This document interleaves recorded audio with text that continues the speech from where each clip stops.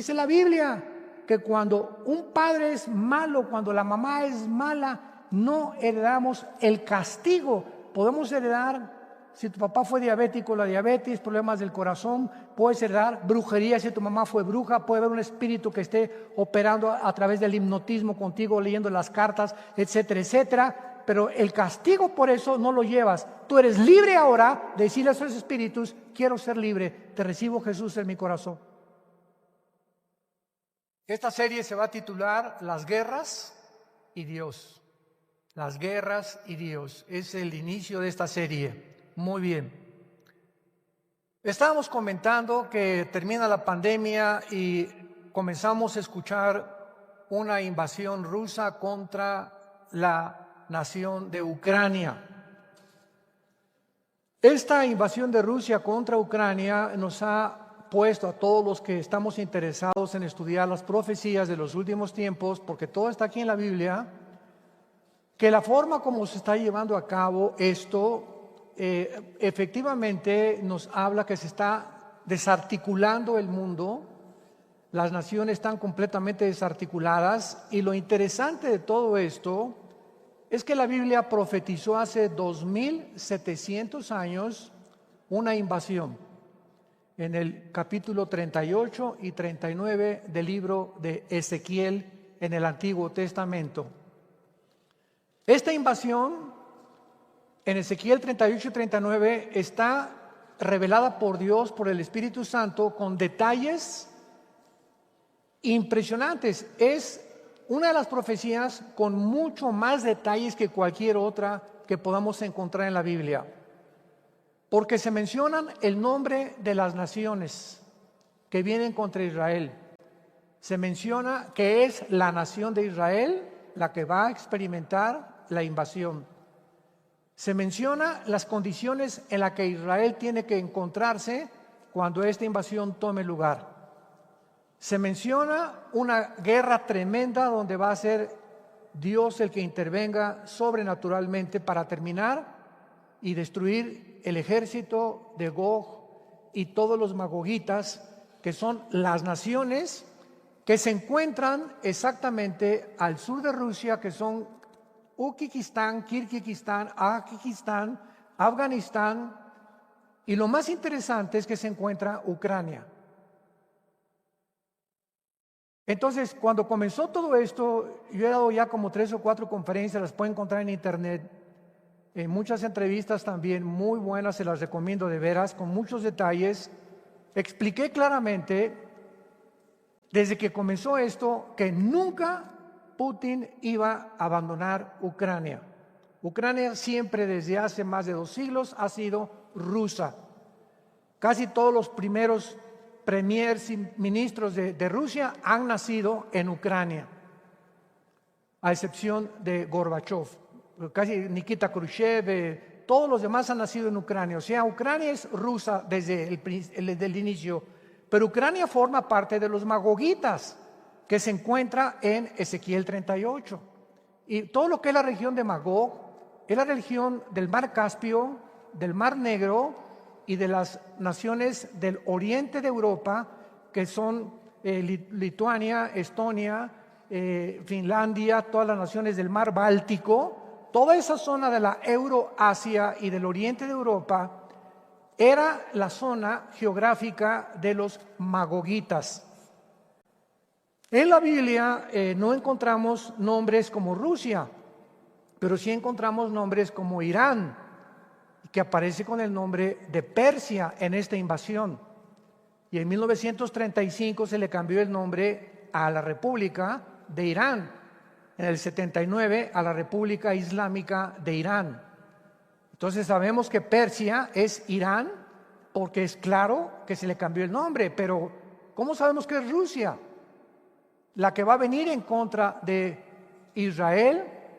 Porque la Biblia nos muestra claramente que Magog es esa zona de las repúblicas. Cuando se dividió Rusia en 1991 y el comunismo cayó, todas estas 15 repúblicas se convirtieron en independientes, que son las que les acabo de mencionar: Uzbekistán, Kazajistán, Kirguistán, etcétera, etcétera. Y todas estas naciones forman parte de Magog.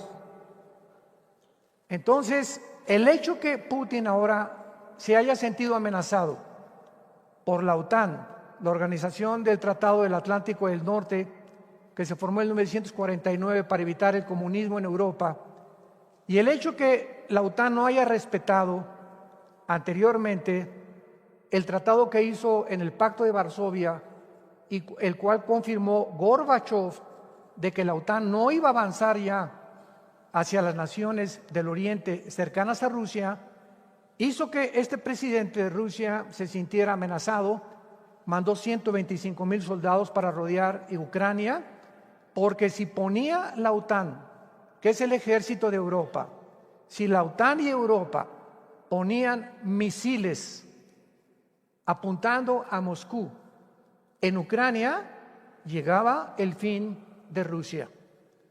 Y es exactamente como si escucháramos que Rusia pone misiles en México, en Puerto Rico y en Cuba apuntando a Estados Unidos. Estados Unidos no se va a quedar cruzado de brazos, va a reaccionar.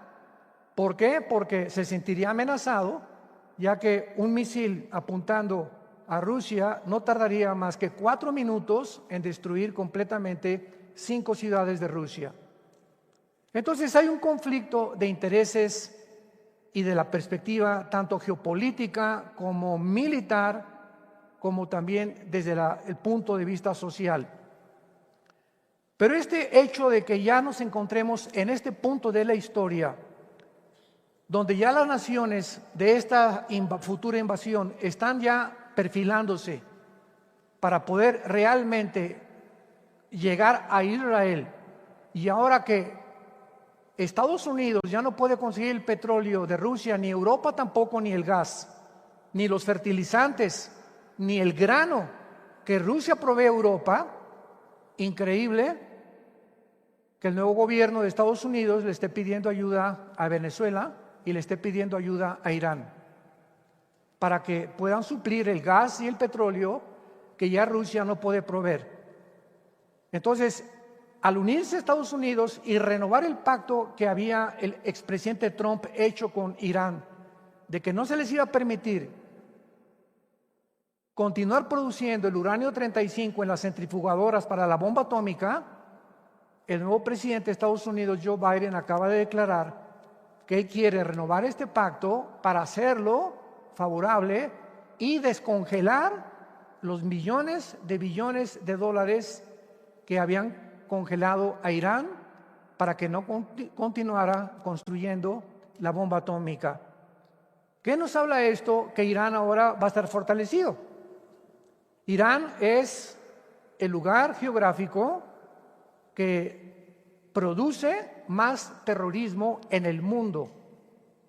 El más grande grupo terrorista es Hezbollah. Hamas, los Yudis y todos aquellos que forman parte alrededor, que sostiene Irán, que se encuentran en el Líbano. Por eso el Líbano ahorita está quebrando económicamente de una forma tremenda.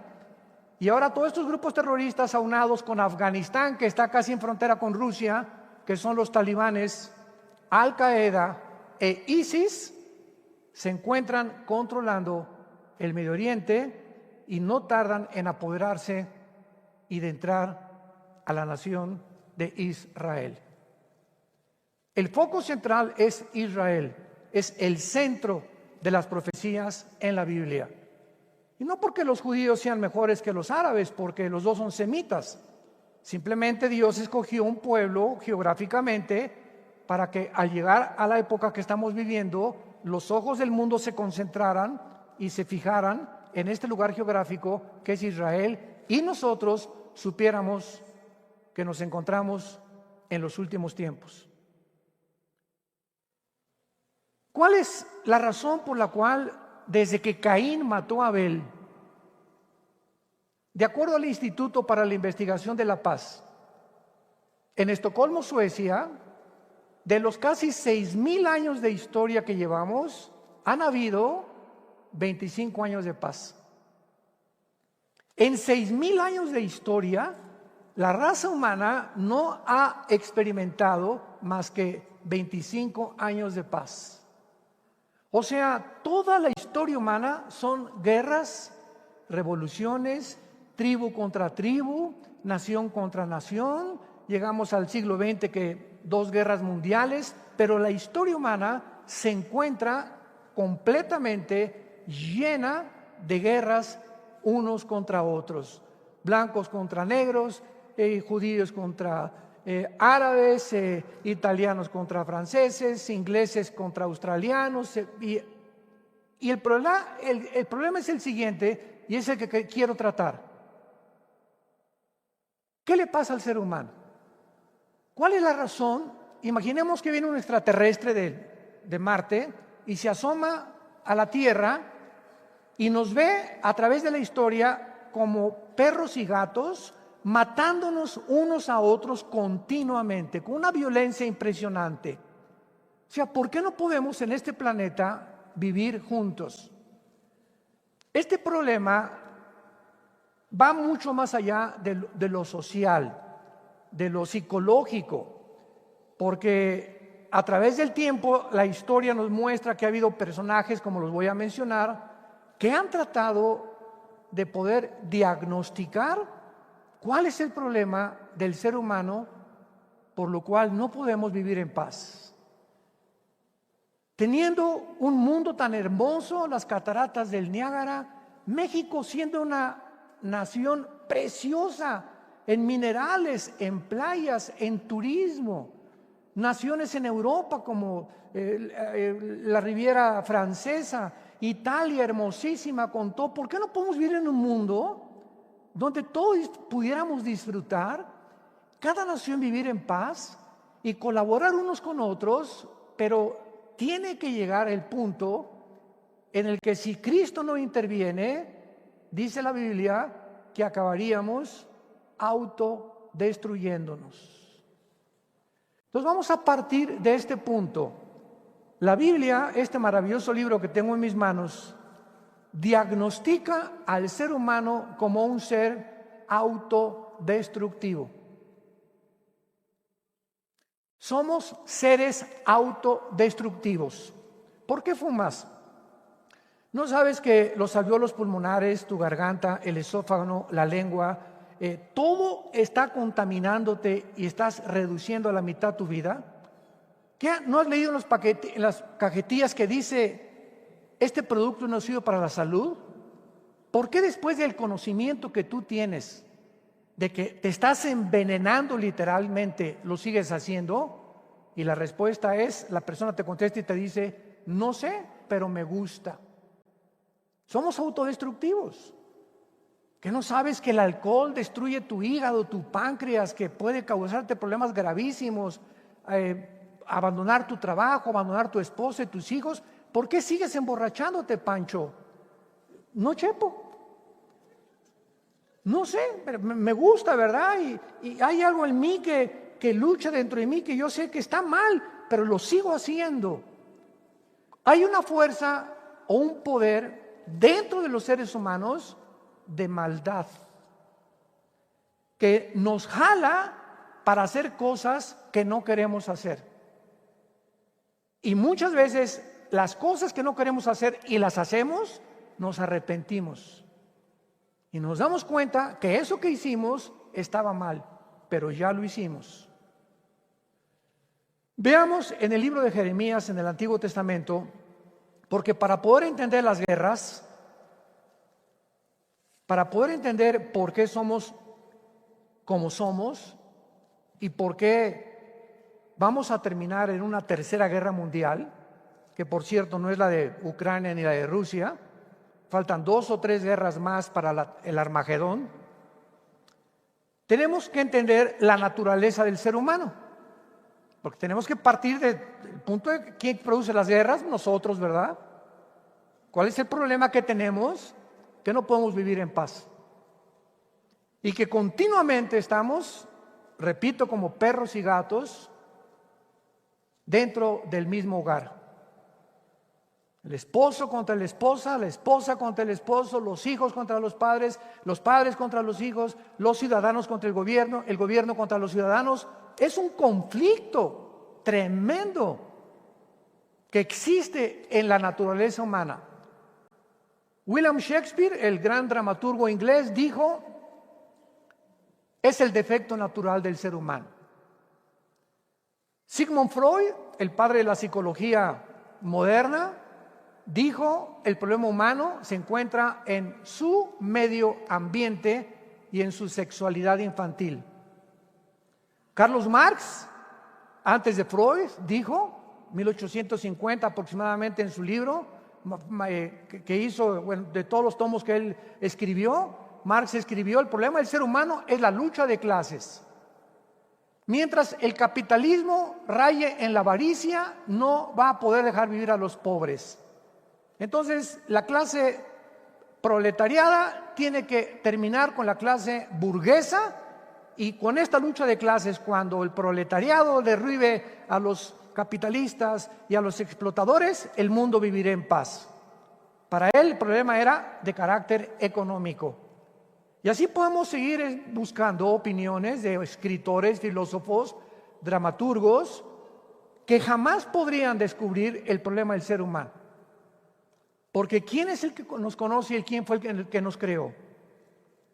Dios. Y nos dejó este libro maravilloso para que pudiéramos comenzar a conocernos. Cuando invitamos a Cristo a nuestra vida, porque al entrar Cristo a tu vida, se nos caen las vendas, el Espíritu Santo nos comienza a quitar todas las tenebrosas y las ideas y tinieblas que invaden nuestra mente. Vamos a verlo claramente y comenzamos a ver el panorama más claramente. Y podemos comenzar a entendernos. Y cuando nos comenzamos a entender por qué hacemos lo que hacemos, estamos ya a punto de poder comenzar a luchar contra el enemigo más grande que existe contra nosotros, que somos nosotros mismos. Tu enemigo más grande no es tu esposa, no son tus padres, no es tu esposo, no es el comunismo, no es el gobierno. El enemigo más grande de nosotros está dentro de nosotros.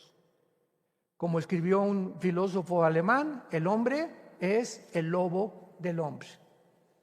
Así que no busques por afuera el mal. Es que yo tengo la culpa por la infancia que tuve. Mi mamá era prostituta, mi papá era traficante de drogas, soy el producto, me crié en un orfanatorio desde niño y por eso soy delincuente, por eso estoy en odio contra el mundo, por eso no creo en nada, etcétera, etcétera. No es cierto, no es cierto, no es cierto. Ese es el engaño.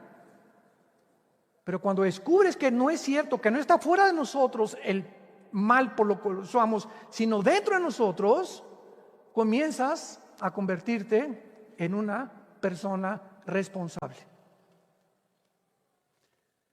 Tú nunca serás una persona madura hasta que no reconozcas que lo que eres es porque tú lo has escogido ser. Y no es el medio ambiente, no es el conductismo, no es el humanismo. Tú eres lo que eres, y si creciste en un orfanatorio, y si tu mamá fue prostituta, y si tu padre fue traficante de drogas, y te han violado cuando eras niña, etcétera, etcétera, la gracia de Dios es más grande. Dios en la Biblia nos tiende la mano a nosotros, pobres seres autodestructivos, y nos dice: déjame levantarte de la condición en la que te encuentras. ¿Me permites? ¿Me das permiso de entrar a tu vida? Porque no hay ninguna otra medicina más que la sangre de Cristo. Dice Jeremías 17:9, lo voy a leer tal como está escrito y después vamos a analizarlo en el lenguaje original hebreo. Y dice así, Jeremías 17:9, engañoso es el corazón más que todas las cosas y perverso. ¿Quién lo conocerá? Yo, Jehová, que escudriño la mente, que pruebo el corazón, para dar a cada uno según su camino, según el fruto de sus obras. Cuando nosotros venimos a las palabras originales en el hebreo, encontramos una revelación impresionante, porque en el hebreo cada palabra tiene aproximadamente 4, 5, hasta 6, 7 sinónimos. Por ejemplo, la palabra shalom Significa paz, estabilidad, seguridad, bienestar. Abarca un espectro de características que cuando decimos paz, pues no sabemos más que qué es paz, ¿verdad? Pues estar quieto. O no meterme con nadie, es estar en paz, ¿no? Pero cuando ya entramos al original y estudiamos la Biblia, que es maravillosa, descubrimos como lo que vamos a descubrir ahorita. A los que les interese, apunten lo siguiente. La palabra engañoso es la palabra griega akov. A-Q-O-B de Víctor, akov, engañoso, que significa chueco o torcido. Se van a sorprender después todo lo que dice aquí. La palabra corazón es la palabra hebrea L de Lola, E de Enrique, B de Víctor, lev, que significa los sentimientos, las emociones, la voluntad y el intelecto. ¿Estamos profundizando? Ahora, la palabra perverso es la palabra anás, como suena, A-N-A-S, que significa imposible de curarse o incurable. Vamos a juntar todo lo que acabamos de decir. Nacimos chuecos, nacimos torcidos. Mi esposo y yo ahorita estamos disfrutando a nuestra nietecita Ana Sofía, que tiene 1 año y meses, y no se imaginan, ahorita ya está caminando, ahorita es la niña más peligrosa de su casa, cuando comienzan a caminar los bebés. Pero nos damos cuenta, en un bebé de 1 año más o menos, que yo soy la reina y aquí me hacen aquí lo que yo quiero. Y si no, y demandan y piden y gritan, no me gusta la comida, y le escupen de la boca, pero tienen que traer la atención y si no la estás entreteniendo, chilla. Y a los 2 años que ya caminan un poco más, son los dictadores más grandes de su casa. Yo le decía a nuestra hija Natalia, ¿verdad? Uno de los problemas que un padre cristiano tiene que tener, que tenemos que enfrentar, es darnos cuenta que desde que nacemos con la tendencia a que nos den gusto. Yo soy el rey, yo soy la reina. Y tenemos que ir poco a poquito con la sabiduría que Dios nos da en la Biblia a los bebés, y cuando van creciendo a 4 o 5 años de edad, irles demostrando que no son dueños ellos totalmente de lo que siempre les tenemos que dar gusto. Yo recuerdo hace 3 o 4 días estábamos desayunando en la casa de ustedes, tenía aquí a Ana Sofía aquí, y de repente la agarré aquí y me dijo, me quiero bajar. Le dije, no, aquí te quedas. ¿Y que no? Y a la segunda vez volteó y sintió y se quedó sentada. Pero comenzamos a decirles y a imponerles poco a poco, no vas a mandar siempre. Poco a poquito, esa es la sabiduría que Dios nos da. ¿Pero por qué? Porque desde que nacemos con la tendencia a el mal. El mal lo traemos desde que nacemos. Nacemos gritando, chillando desde que nacemos. Vivimos llorando y nos vamos de este mundo llorando también. Nacimos chuecos, torcidos, y nuestras emociones, nuestros sentimientos, nuestra voluntad y nuestro intelecto están completamente torcidos y están desviados completamente de la voluntad de Dios. Pero lo más terrible de esta autodescripción de nosotros es la palabra perverso, que significa incurable. La Biblia, damas y caballeros, señores sociólogos, psiquiatras, antropólogos que nos están escuchando, la Biblia nos revela que el ser humano no tiene ninguna forma de cambiar su conducta. Pero cuando vino la psicología y la psiquiatría, hace como 1 siglo, ¿qué fue lo que hicieron? La persona tiene, y se le calificó como neurosis, sociopatías, paranoias, porque la persona se espanta de todo, esquizofrenia porque hay personas que tienen 2 o 3 personalidades, Pancho en su casa es el dictador, en su trabajo es guarachero y parrandero y jugador, y en la iglesia tiene cara de Santo Tomás. Qué triste, ¿verdad? Se llaman desórdenes múltiples de la personalidad. Hay cantidad de seres humanos que tú los ves y son diferentes dependiendo de la condición donde se encuentren. Con los amigos, sí, por aquí, por allá. En su casa la esposa, hipócrita.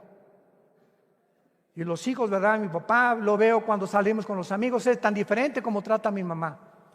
Y la psicología le puso, ¿verdad? Esquizofrenia, porque significa en el griego mente dividida. O sea, no eres uno, eres 2 o 3 o 4.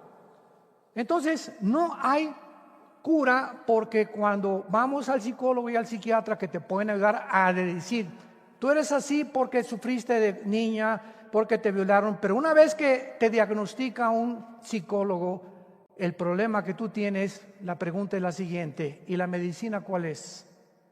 ¿Saben cuál es? Chochos, pastillas tranquilizantes. Si tú vas a un hospital psiquiátrico, el 99% de los pacientes los tienen drogados. Porque no hay manera. Es que la persona va a darle un choche Cuanil o Prozac o alguna otra cosa que lo tranquilice, y vas avanzando de peor en peor, porque comienzas a ser narcotizado químicamente.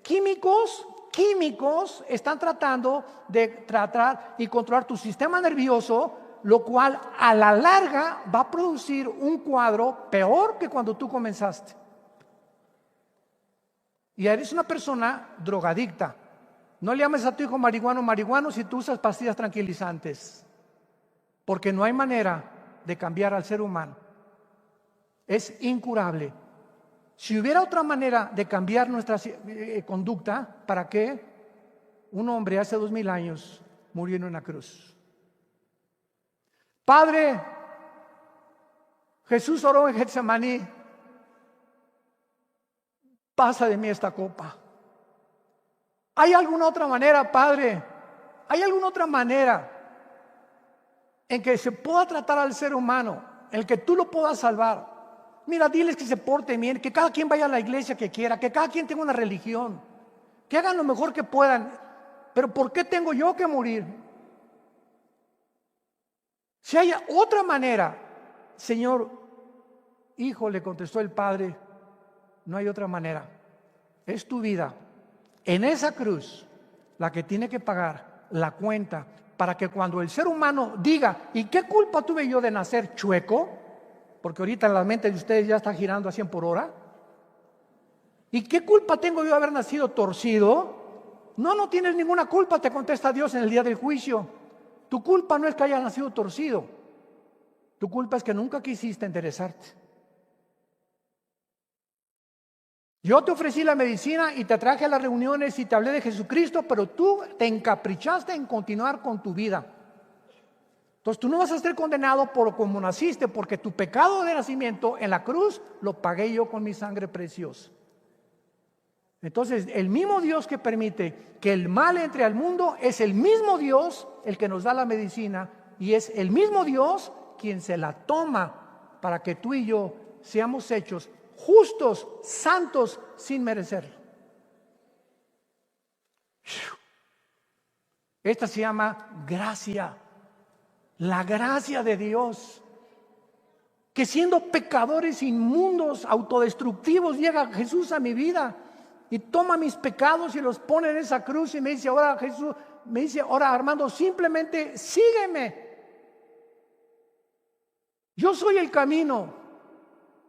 Yo soy la verdad, yo soy la vida. Y puesto dentro de ti el Espíritu Santo, que es el que te va a dar el poder de seguirme, porque es difícil seguirme. Ese fue el error del catolicismo romano, tratar de seguir a un Jesús imaginario de ellos por sus propios esfuerzos. ¿Y qué hacían? Pues agarraban la penca, ¿verdad? Y chicotazos, y soy un pecador, esto y el otro, dormir en una cama de piedra, no voy a tener dinero, voy a vender todo. Tratar de hacer algo para ser aceptados por Dios. Y la Biblia dice, en la cruz Dios lo hizo todo.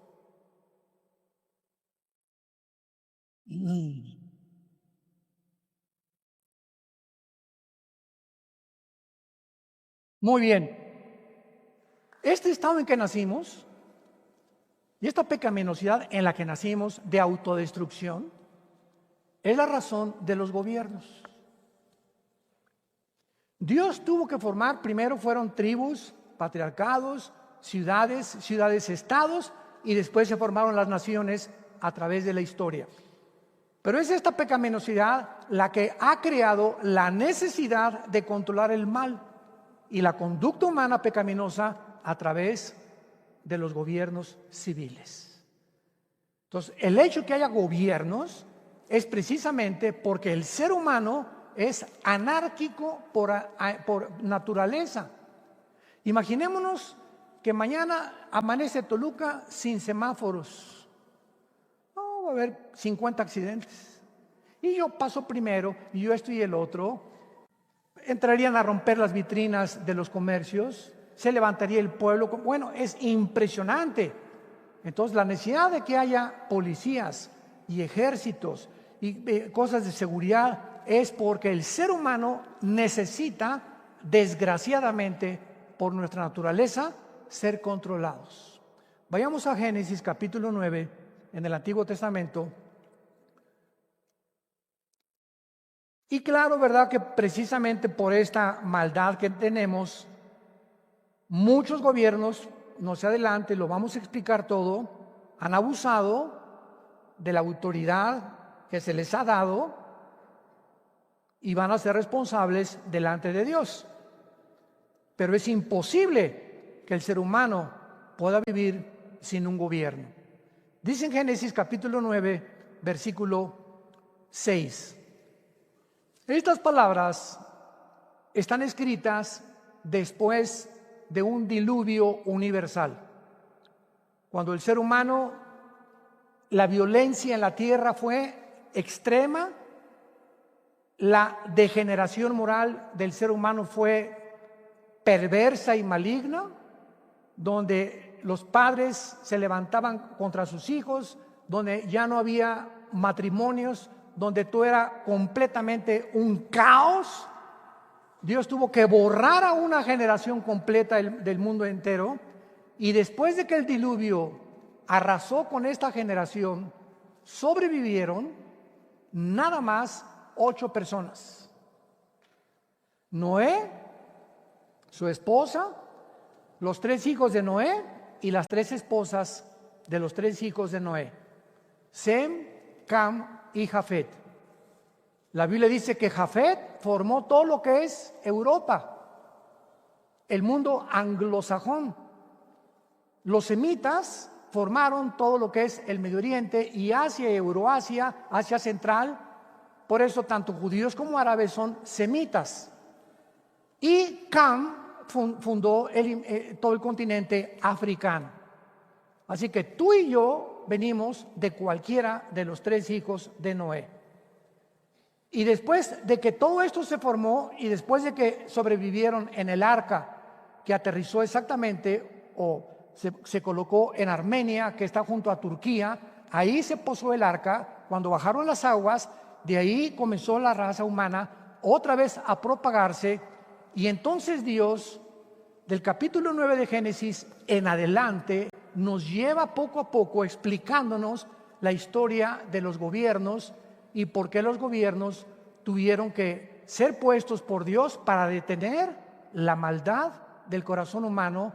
Y entonces Dios dictó, aunque te asustes, la pena capital, la pena de muerte.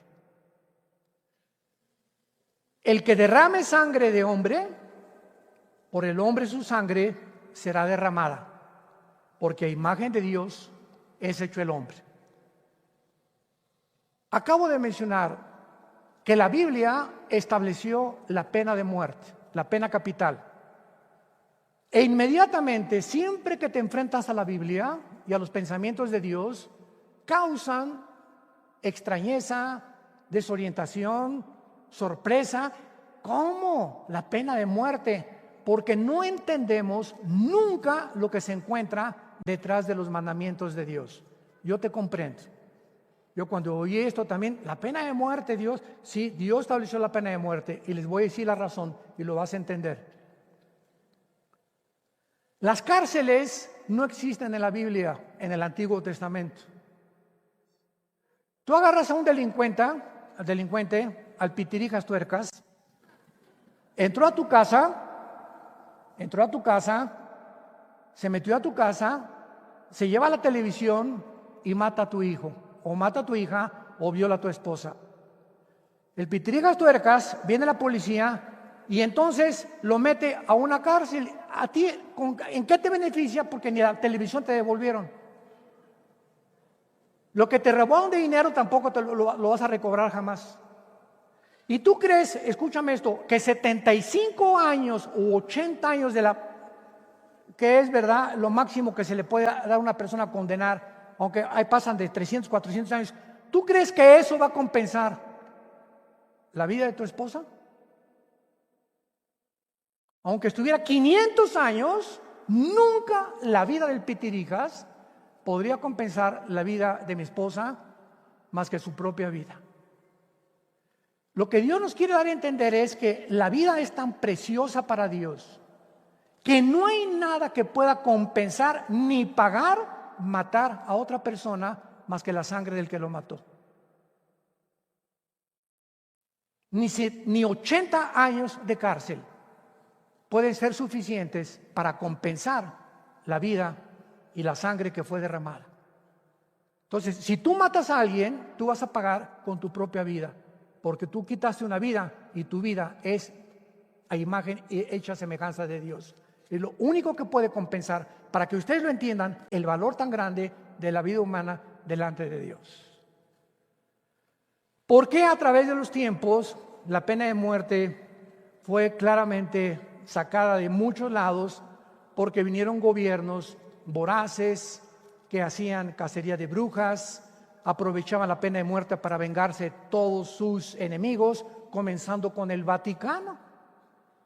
El Vaticano, ¿verdad? Llegó el momento en que tenía el control de Europa por 18 siglos y mandó una orden, salió el Vaticano a Torquemada en España, que todas las personas que no aceptaran que la iglesia es la única y que es Roma la que perdona pecados, a la hoguera. Pero no solamente a la hoguera, sino que los torturaban, los abrían de piernas, los arrastraban en caballos, les quemaban el pelo a las mujeres, les quemaban los senos. Todas estas cosas que, bueno, no se pueden ni siquiera mencionar, cámaras con clavos donde los iban metiendo poco a poquito. Todos estos horrores simplemente porque una organización religiosa se adjudicó el derecho de que tú tienes que seguirme y yo solamente te puedo perdonar a costa de tu vida. Entonces, el hecho que la autoridad haya sido abusada no implica, ¿verdad?, que lo que se encuentra detrás es más sabio que lo que podemos imaginarnos.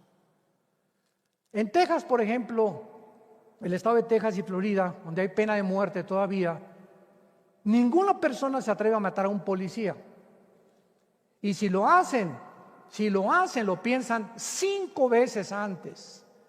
Y aquí en México vemos, ¿verdad?, que hasta a los del ejército los encueran y les quitan las armas y los pisan, y etcétera, etcétera. Y ni quien reclame, ni quien castigue, ni quien digan pío. ¿Por qué? Porque cuando se autoriza esto y se dice, si tú matas a esa persona, tú te vas a ir 60 años de cárcel o es pena de muerte, lo vas a pensar 5 veces antes de hacerlo. Así que Dios establece la pena capital para enseñarnos el valor del ser humano, que solo la muerte de esa persona puede compensar lo que tú le quitas, la muerte que él ocasionó. Entonces, las cárceles, ¿qué son? Las inventamos nosotros, no están en el Antiguo Testamento. En el Antiguo Testamento había ciudades de refugio. donde un criminal hacía algún ladrón, corrían y lo metían y se juntaba un consejo de ancianos y determinaban su caso para que la familia no se quisiera vengar y lo matara antes de juzgarlo. Como decía Pancho Villa, mátalos, después averiguas. Entonces se tenía que juzgar antes que pudieran abusar, porque la venganza y las emociones están torcidas de todos los seres humanos. Entonces Dios quería que primero lo aislaran, lo metieran a ciudades de refugio, y ahí los jueces determinaban si era culpable o no era culpable. Ahora, desgraciadamente, ¿verdad? Ya no es la ley del más bravo, ahora es la ley de la selva. Ahora muchos gobiernos se aprovechan de eso, ¿verdad? Y usaron la pena capital para personas, y hay muchos inocentes que han sido muertos, que han sido inocentes y que no merecían la cámara de gases ni la silla eléctrica, porque la silla eléctrica fue un método completamente antihumano, contra derechos humanos, torturar a una persona antes de matarla. La forma más fácil de la pena de muerte es por fusilamiento. Paz 5 o 6, la persona no siente nada, cae muerta inmediatamente. Pero cámara de gases y silla eléctrica se pasaron de la raya en la crueldad que los seres humanos tenemos en el corazón. Ahora, muy bien, esta pecaminosidad entonces es la que ha producido los gobiernos. Y en último lugar, uno de los principales problemas que existen es la terrible influencia para juzgar a los demás de los conductistas. Vimos que las cárceles no rehabilitan a nadie. ¿Amén? Las cárceles no son centros de rehabilitación, salen peor. Ahí aprenden todas las mañas que no aprendieron cuando estaban afuera. Otros salen con más odio, otros salen con más mañas, otros salen, ¿verdad? Pero las cárceles no cambian el corazón humano. Otra vez, es incurable el ser humano. Ni una cárcel, ni una institución, ni ninguna sociedad de beneficencia puede cambiar al ser humano. Tú llévalo al psicólogo, no lo pueden cambiar, acabará enchochado, o el psiquiatra enchochado, etcétera, etcétera. No hay nada que cambie al ser humano más que la cruz. La cruz de Cristo, que se nos ofrece todos los días y nos habla todos los días Dios diciéndonos: vengan a mí, los que están cargados y trabajados, que yo los haré descansar. Entonces, sustituyendo y desconociendo la horrible condición en la que nacimos y en la que vivimos, se han desarrollado métodos, pues que psicología, marihuanos anónimos, alcohólicos anónimos, psicóticos anónimos, etcétera, etcétera, los conductistas, evolucionistas y humanistas. Los evolucionistas enseñan que nuestra conducta está determinada genéticamente y que tú eres como tú eres porque traes genes de tus abuelos. Si tu abuelo fue criminal, tú eres criminal, y genéticamente tú no eres responsable porque has heredado ese crimen o esas ganas de matar de tus antepasados. Ese es el conductismo que se maneja dentro de la psicología. Los evolucionistas dicen que también estás determinado genéticamente, pero que está determinado por el medio ambiente. Lee Harvey Oswald mató al presidente Kennedy en 1963 en la ciudad de Dallas, Texas. Agarraron a Harvey Oswald, y estuvo 2 o 3 días que lo estuvieron investigando, e inmediatamente se formó un grupo de abogados para determinar e investigar su pasado, y descubrieron que lo criaron prostitutas a Lee Harvey Oswald, que fue un niño desechado por su familia, que después se fue a Rusia, etcétera, etcétera. Y entonces se forma un cuadro del defensor de la persona acusada para poder librarlo de la pena capital o de la cárcel, atribuyendo su conducta a la locura. En lugar de la cárcel, determinamos que está loco y probamos que está loco. ¿Y qué es el resultado de su medio ambiente? se escapa de la cárcel, de la muerte, y se va a un hospital psiquiátrico de por vida. Y ahí lo drogan hasta que se muera. Entonces, vean cómo se ha sustituido todas estas cosas tratando de atribuir al ser humano la responsabilidad, de evadir del ser humano la responsabilidad. La responsabilidad humana ya no es tomada en cuenta en los nuevos sistemas judiciales debido a la influencia de estas perspectivas seculares. ¿Dónde podríamos encontrar entonces, damas y caballeros, la responsabilidad humana en un sistema que argumenta, sígueme con cuidado, que nuestras acciones son el resultado de la herencia y el medio ambiente? Entonces, no somos responsables, ¿no? Fue mi mamá, mi papá, mis hermanos que me hicieron así, donde me levantaron de la basura, etcétera, etcétera. Yo no soy responsable. Vamos a terminar leyendo en el libro de Ezequiel, capítulo 18, lo que la Biblia dice acerca de la responsabilidad del ser humano.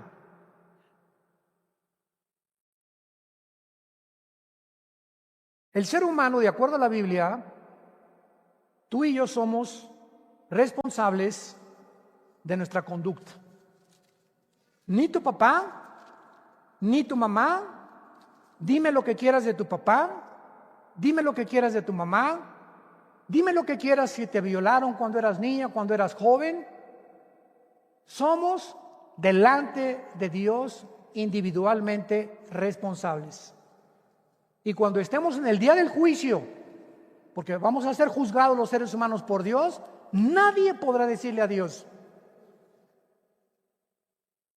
lo que hice fue por mi mamá, por mi papá, mis hermanos, el que me violó. Todas esas personas influyeron en mi carácter, influyeron en mi personalidad, por lo cual las acciones que yo cometí, soy libre de toda responsabilidad. Y ya Dios decía en el libro de Ezequiel, capítulo 18, versículo 14: pero si alguien engendra un hijo, el cual viere todos los pecados que su padre hizo, y viéndolos no hiciere según ellos, nos brincamos al versículo 17: apartare su mano del pobre, interés y usura no recibiere, guardare mis decretos y anduviere mis ordenanzas, este no morirá por la maldad de su padre, y de cierto vivirá. Versículo 20: el alma que pecare, esa morirá. El hijo no llevará el pecado del padre, ni el padre llevará el pecado del hijo. La justicia del justo será sobre él, y la impiedad del impío será sobre él. Nunca, jamás le eches la culpa a nadie, ni a tu papá, ni a tu mamá, ni a tus hijos, ni a tu maestro, ni al gobierno, ni a nadie por ser como eres. Porque entonces no eres responsable, eres víctima de las circunstancias. Dice la Biblia que cuando un padre es malo, cuando la mamá es mala, no heredamos el castigo. Podemos heredar, si tu papá fue diabético, la diabetes, problemas del corazón, puedes heredar brujería si tu mamá fue bruja, puede haber un espíritu que esté operando a través del hipnotismo contigo, leyendo las cartas, etcétera, etcétera. Pero el castigo por eso no lo llevas. Recibes la herencia, pero no el castigo. Si tú recibes la maldición de tu padre o de tu madre porque fue bruja, y tú tienes espíritus que operaron en tu madre en la brujería, tú eres libre ahora de decirle a esos espíritus: quiero ser libre, te recibo, Jesús, en mi corazón. ¿Te das cuenta? Mi mamá fue prostituta, yo no voy a seguir los pasos de mi mamá. Mi papá fue de lo peor, golpeaba a mi mamá enfrente a nosotros, etcétera, etcétera. Yo no quiero con mi matrimonio ser igual que mi papá, ni ser macho camacho como mi papá lo fue con mi mamá. Señor Jesús, ayúdame, quiero cambiar. A eso vino Jesús, a cambiarnos, a transformar, a revolucionar nuestra vida, a decirnos que su sangre nos limpia de todo pecado. Te damos gracias, Señor, en esta mañana por tu palabra bendita, que lámpara es a nuestros pies, lumbrero a nuestro camino. Gracias, Señor, porque necesitamos la sangre preciosa de Jesús que nos limpia de todo pecado.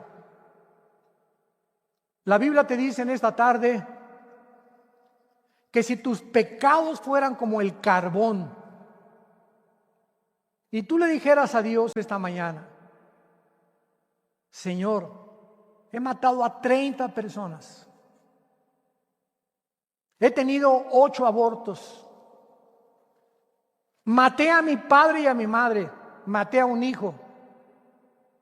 No importa, dice Dios, el pecado tan horrible que me puedas mencionar. Quiero darte una muy buena noticia. Si tú murieras, te irías al infierno. No cabe la menor duda. Pero ahora que mi hijo murió en la cruz, te ofrece que eso que ibas a pagar en el infierno, esas muertes, esos homicidios, esos abortos, esos latrocinios, ese degeneramiento sexual que has llevado en tu vida, en la cruz, mi hijo lo pagó en tu lugar. Y ahora yo te ofrezco, porque te lo regalo, no te cuesta nada, te lo regalo, que tú seas la persona que yo quiero que tú seas, simplemente abriendo tu corazón y diciéndome: Señor, ten piedad de mí, miserable pecador. Reconoce que me has ofendido, reconoce que tus maldades te pueden llevar al infierno si te mueres, y acepta el regalo de la gracia de mi Hijo Jesucristo en tu lugar. Y en este momento dile: Señor, perdóname. Tú conoces mi vida y todo lo que he hecho en mi pasado, pero ahora creo que en esa cruz tu Hijo Jesucristo pagó una cuenta que yo merecía pagar. En mi lugar la pagó Él con su sangre, con su vida, para que de esta manera yo pueda recordar que de tal manera, tan grande manera me has amado, que diste tu vida en mi lugar. Siendo yo un pecador, una pecadora miserable, que no merecía nada más que la condenación eterna, me levantas y me haces un trofeo de tu gracia para ahora comunicarle al mundo mi testimonio, que hay perdón en la sangre del Hijo de Dios, en quien oramos y te damos las gracias. Amén. Amén. Amén. Amén. Amén.